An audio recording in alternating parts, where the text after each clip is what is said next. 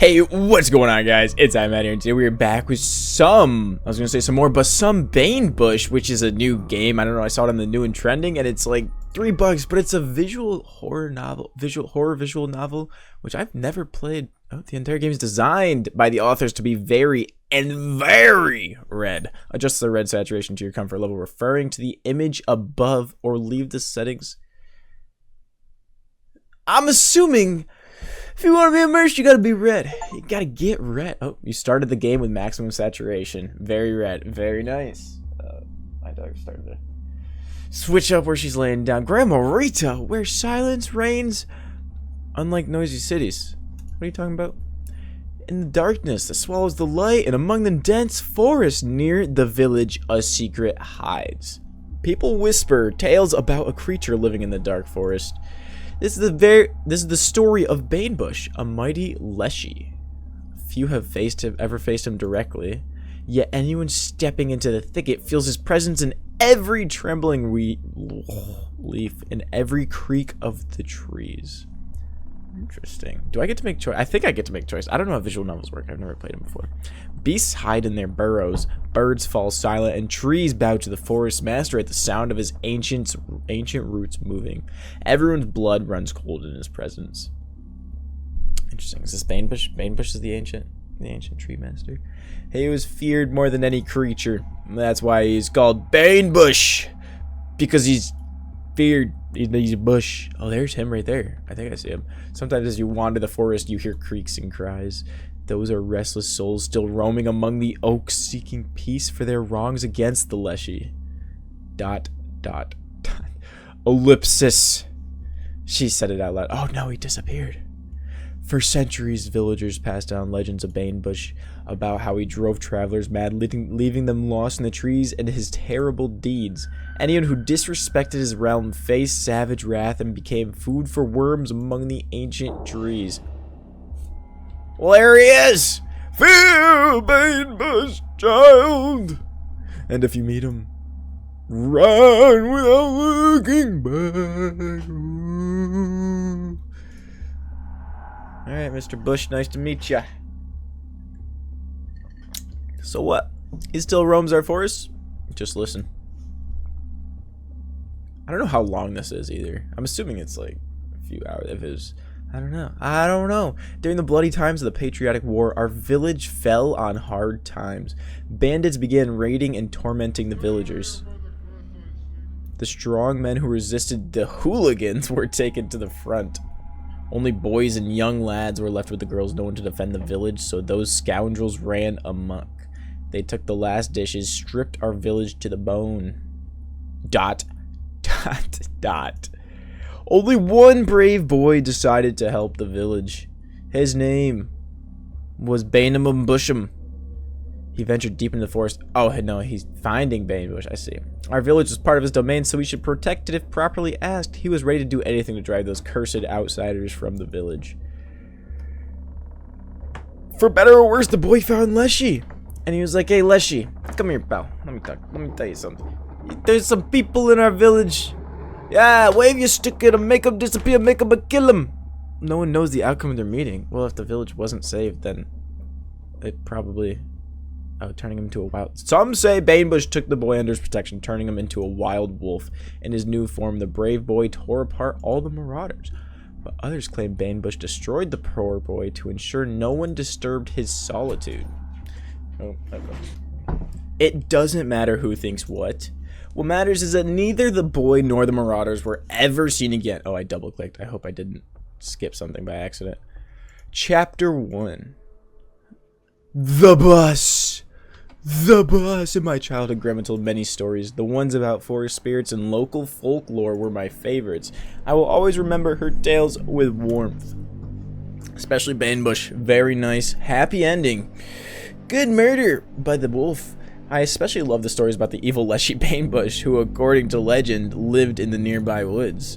Grandpa often jokingly scared me, saying Banebush would come out at night and drag me into the forest if I didn't dig in the garden or misbehaved. A frightening yet truly wonderful and carefree childhood in the village. I miss it! After Grandma's death, I inherited her house. Sometimes I feel ashamed that I didn't take care of it. I went once to handle the paperwork and then never found the time. I'd like to sell it, but who wants an old ramshackle hut in the middle of nowhere?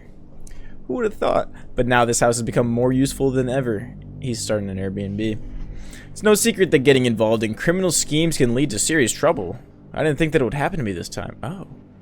I can only hope that Faman and his thugs won't find me here. To lose a package of bagged drugs weighing a couple of kilograms. Fucking awesome! I went to pick up the goods outside the city. Everything was calm and smooth. I arrived at the spot, dug up what I needed, and headed back along the same route. But on the way, a car cut me off. Clearly, this didn't bode well. Before I could understand anything, I saw 3 hulking men stepping out of a black car with tinted windows. Hey! You there! Of course, with a gun to your head, anyone would hand over the package with drugs without argument. My hide's worth more to me. So why would he get in trouble for that? Wouldn't he be like... Wouldn't Mr. Drug Overlord say, go kill these 3 hulking men with the gun. Find a man with a gun, kill him. I'm ready to swear this was a setup by Foeman. Oh, either way, I'm in deep trouble. I know full well how couriers are treated in these situations. Go to the police? What's the point? What would you tell them? That someone stole your drugs? Perfect. What a fairy tale life. I just hope no one knows where I am. I left most of my things in the city. That there didn't seem to be a tail. I need to lay low. The journey to the village was quite long. Maybe there would be a chance to get a little more sleep on the way. Maybe. Or maybe Foeman will find you as you're sleeping and kill you. And murder you dead. Or Banebush will find Foeman. Ooh. I'm getting an achievement just for playing the game. Welcome to our village. You arrived in the village. It felt strange coming back here after so many years, as if I had been avoiding this place all along. During my absence, the village became completely abandoned. In my childhood, it seemed brighter, and there were more people. Now there was almost no one left here, maybe a dozen old folks living out their days, and me, running away from my problems. Those kind of villages are always interesting, because, like, where do they get food? Do they just have to journey so far out, or do they hunt their own food, or what? I guess he was digging in the garden, so maybe they grow their own food. Or Banebush does the grocery journeys for them. I quickly found the road in childhood. My neighbor friend and I are often raced from Grandma's house to the bus stop. It seems the path has forever etched in my memory. The house looked old but stood sturdy despite years of loneliness. The roof sagged slightly but looked reliable. The paint had peeled off, revealing the wood darkened by time. Yeah, this house needs long and expensive repairs. I'm afraid it'll cost more than the house itself. Let's look around, why not? Take a gander, take a peek. After skirting the property a bit, I reached the backyard. On the crooked structure that once served as the base of a scarecrow, a raven sat motionless. It was frozen like a stone gargoyle and didn't flinch at my presence. With a tinge of sadness, I noted that the bird, motionlessly blinking its eyes, was the only living soul I'd encountered since getting off the bus. The entire plot was a muddy plain washed out by recent rain. What a dump, I thought as I looked at it. There used to be a big garden here, tended with elderly persistence by Grandma and Grandpa. Everywhere grew fragrant mint and lemon balm, which Grandma used to brew aromatic tea. Looking at the remnants of my grandparents' once glorious garden, I realized it died when its owners passed away. I shifted my gaze to the old stump that, as I recalled, Grandpa used for chopping firewood. There's a knife in the stump! Looking closer, I noticed something sticking out of it. I walked closer. Maybe he'd, cut it like bread. Cut the logs. An old rusty knife was stuck in the stump. I squatted and examined it closely. A couple of cracks in the time-darkened handle and a noticeably dulled blade in some places. Could it be useful to me out in the wilderness? Absolutely! It's not like we're going to be going through a metal detector and then getting in trouble for having a knife. I pulled the knife out of the soaked wood and weighed it in my hand. It was lighter than it looked at first glance. It might come in handy. Yes, better to keep it with me. I didn't find anything else interesting around the house. Just dirt, boards, and dry overgrowth everywhere. I didn't want to linger outside any longer. Otherwise, Banebush would get me for stealing his knife. Oh. The door yielded to my efforts with a loud creak. The influx of air stirred the dust, making it swirl around the entire room. Everything looked as if time had stopped from the moment I was last here. Interesting. Gas stove. Old TV. Let's take a peek at the photo. On the wall in an ornate wood frame, I hung a photograph of Grandma Rita. Her face in the photo, taken on a photocore, was calm with a faint trace of fatigue. There was nothing special about this photo except for the quiet sadness of days gone by. Gas stove. On the stove, covered in a thick layer of greasy dust, stood an old kettle with worn-out spots on its body. Grandpa used it to brew fragrant morning tea for Grandma and me, and from carefully grown and harvested garden herbs, mint, lemon balm, and oregano. I remember during one of those tea times, Grandma was baking something delicious in the oven while telling me how Dad and Grandpa spent an entire day bringing the stove from a neighboring town. That was right after Grandma complained to Grandpa that her stone stove had cracked. At the time, gas was just being installed in the village, and the stove became a new wonder of technology for her, as she liked to say. I wonder if they still get the gas, you know, if nobody's alive around here except the crow out in the backyard. Maybe. I don't know. You know, I'm a unlicensed oil dealer on Slime Rancher. No big deal. I could set them up for years. On the shelf stood an old TV with a large crack on the screen. As far as I remember, it didn't work. Father accidentally broke it while we were sorting through things in the house after Grandma's death. Back in the early 2000s, Mom and Dad bought it for the elders, spending part of their savings. I remember us all sitting together in front of it, listening to Grandpa swearing as he adjusted the antenna cable to get his signal. Now, the TV was just a gloomy witness to past joys, silent and covered in dust. I looked around the room that opened before me, feeling how the house no longer felt as familiar as it once did. This was no longer the cozy summer retreat where I used to spend my time with great pleasure. Peeling walls, dust everywhere, a greasy bedspread from the perestroika era, and the smell of mold. Classic perestroika era. I managed to pay for electricity and gas in the city. There's enough food for tonight, and tomorrow I can go to the village store. After all, the house had everything needed to lay low for a while. 20:31 o'clock. Oh, Foreman was calling me. The time was 8:31 p.m. 2 bars of signal, July 5th. Of course, a couple of missed calls from my friends. Did I bring a charger? Maybe I should turn off the phone just in case. Though I doubt Foreman would think to track me through my phone. Hello. Oh, that's me. Okay. The bed, which had miraculously survived all this time. That's... what's my name? I don't know what my name is, but Mr. Guy, I hate to break it to you. That is not a bed. That is a couch. We're felt beneath the brick. Yeah. What a dump, I thought. In my childhood memories, this house really looked better. It was alive. It's hard to imagine how my grandparents lived their whole conscious lives here. I think they would have been happy anywhere together. Mom said that when Grandpa died, Grandma took it really hard. Her health quickly deteriorated, and she refused to go to the hospital in the city, no matter how much Mom insisted. Less than a year after Grandpa's death, Grandma passed away. I hope they're happy together now. ... I need to stop thinking about sad things. It's depressing enough already. Stop ruining an already lousy mood. Maybe I should have some tea? Ignite! Set it aflame! Do I have any herbs or anything? The flame ignited. Looks like the gas is on. Did I have tea? Damn, it's all such a blur.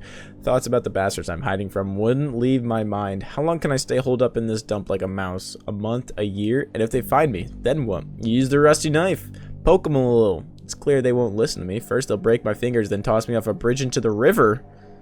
Maybe they'll give me a chance to work it off, and then I'd have to slave away for them for free for who knows how long. Easy money turned into problems I don't know how to fix. In endless attempts to figure out how to cover the loss, I achieved nothing. My savings were around 90 grand, earned in my spare time. That's a lot. That's good. That's nice. Of course, that's not enough to pay them off or replace the goods, and I don't have the right connections. The package delivery coordinates were given anonymously. The only person I know is Pasha Foreman, a recruiter in this business, and incidentally, a 2-meter tall boxer and enforcer. Now I regret abandoning my attempt to succeed in tech repair, but back then it was a struggle to make ends meet. Dot, dot, dot. So did he just never have the tea? He turned on the gas and fell asleep. The whole place is gonna burn down. Boom. Back to foaming. Boom. Broken fingers. Dead. Off a bridge. End, end. Night, night. End, end. I started to drift off to sleep. One by one, childhood images came to mind.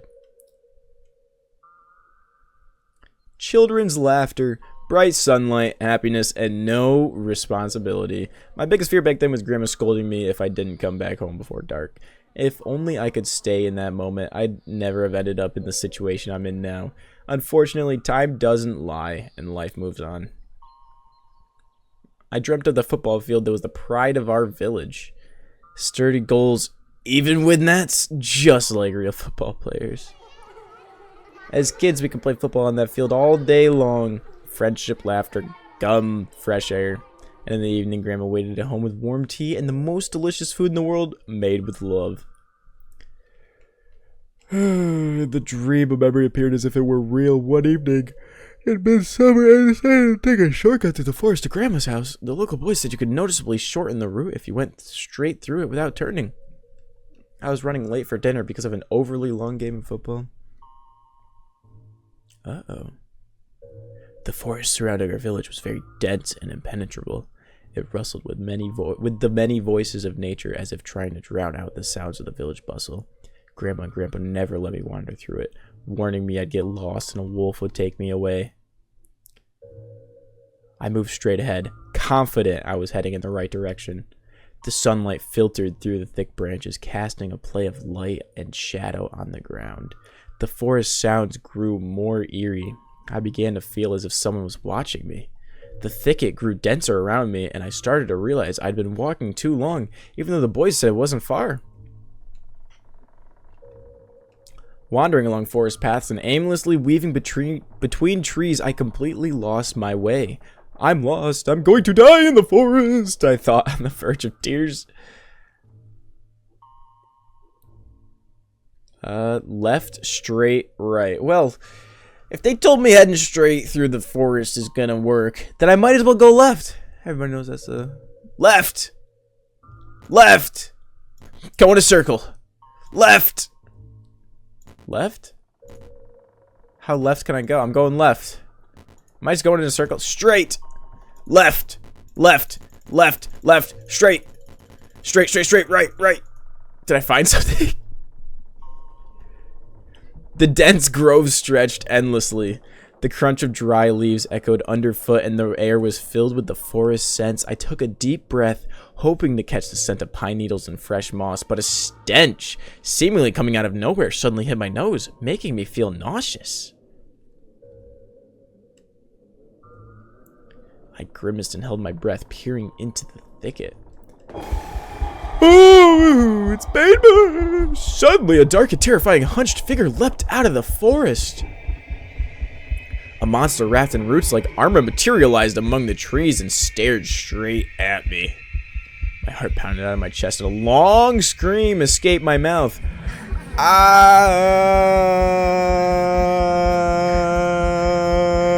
Without realizing it, I bolted with all my strength.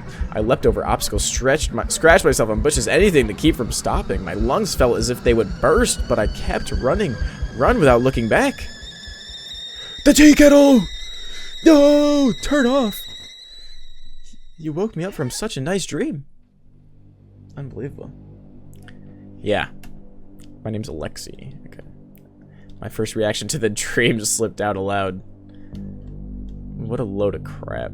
I had almost forgotten about that incident. That was a real incident. Back then, crying and scratched up, I ran home shouting, "Grandma, I saw the Banebush in the forest." After my outburst, Mom gave me a hard scolding, saying her scary tales... Oh, gave her a hard scolding, saying her scary tales were driving me crazy. It seems like it was that incident that I started having nightmares so often. So maybe she was right.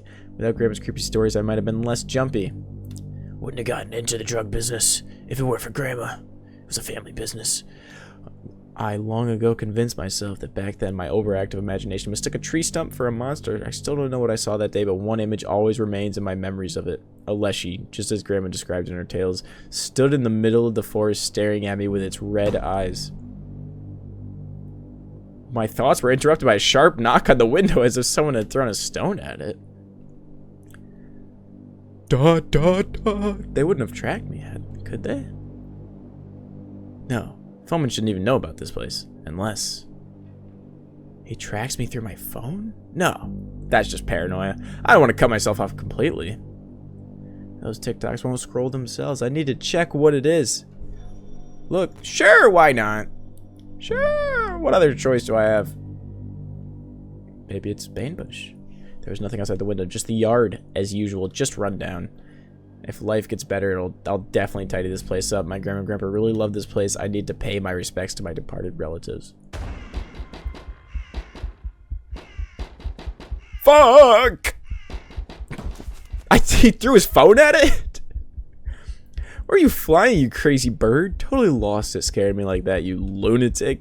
This kind of stress could send me into an early grave. Sit here, it's all a madhouse. Dang birds. I need to relax, pour some tea, and eat something. I cleared the table and started preparing my first dinner in the village in a long time. I pulled out bagels and a couple of candies from my backpack, hastily bought at a kiosk near the station. I brewed myself some green tea with mint. Funny, it looked just like it did in childhood. Those were good times, though even last week wasn't so bad. Pushing away gloomy thoughts, I took a sip from my mug, imagining it was the same tea Grandpa used to brew as for me as a child. But alas, the taste was far from the same.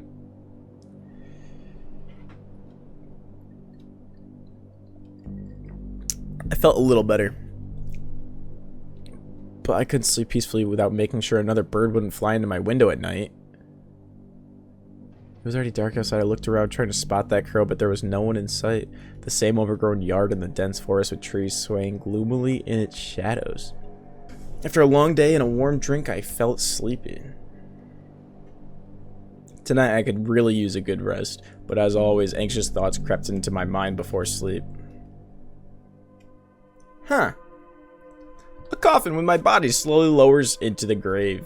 Each thud of earth on the lid sounds like a final heartbeat, and I'm gone. Just cold and silence remain. My body will dissolve into this earth, decay, and become food for worms. Mom will stand at the grave, her eyes swollen from tears, unable to believe her only son is now in this wooden box. Will she think it's some mistake? That I'll rise to any moment and to hug her? What will I leave behind? Everything that seemed important will turn to dust and rot with me. I will be forgotten. Everything I did, good or bad, it will all be swallowed by the earth.